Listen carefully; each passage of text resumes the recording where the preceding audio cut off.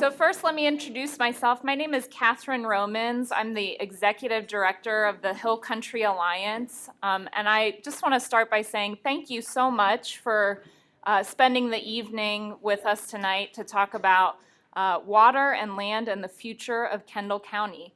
I also want to start off by thanking the Kronkowski Center for having us tonight. It's fantastic that we're able to fill up this room with so many people, so I appreciate you being here.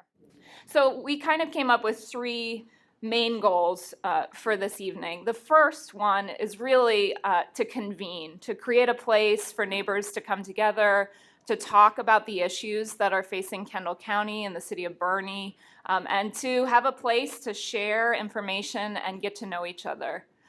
The second is really about learning. The Hill Country Alliance wants to learn from you all about the issues and ideas that are on your minds. We wanted to create a place for us to share a little bit of the work that we are doing in other parts of the region.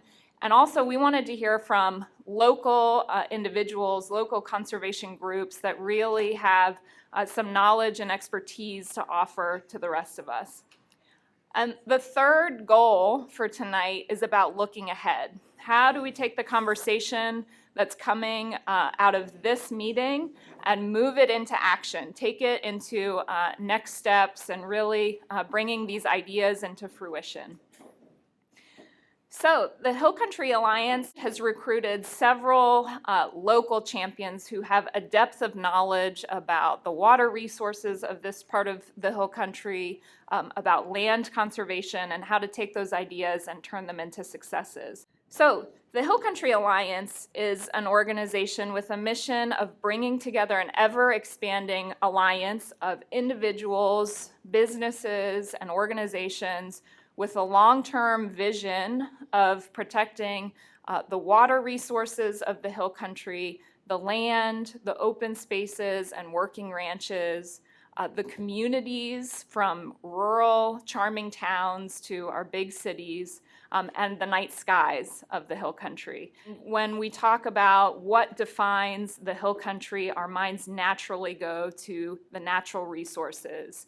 It's the waterways, the swimming holes and creeks. It's the working ranch lands and the communities of this region that make it a unique part of Texas.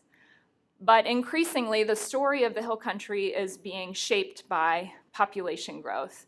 So this is projections for population growth for the 17 counties of Central Texas that we call the Hill Country. We're looking at doubling our population in the next 30 years or so.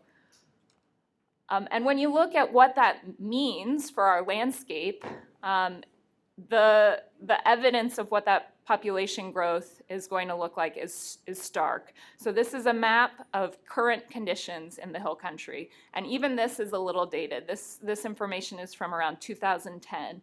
And you can see our population centers of Austin down the I-35 corridor to San Antonio, up the I-10 corridor to right here in Kendall County. When we look at kind of current conditions and a building as usual, development as usual scenario, adding 3 million people to this situation results in a huge consumption of land. So let me just go back. This is current conditions.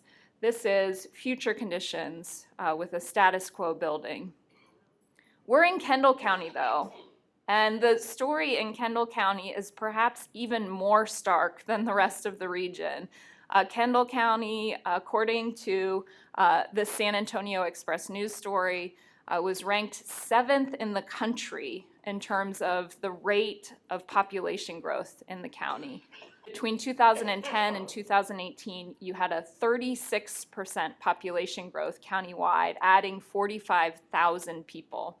And so when we zoom in on that same scenario map that I started with, this is 2010 conditions. You can see some population centers around Boerne, some development out in the county.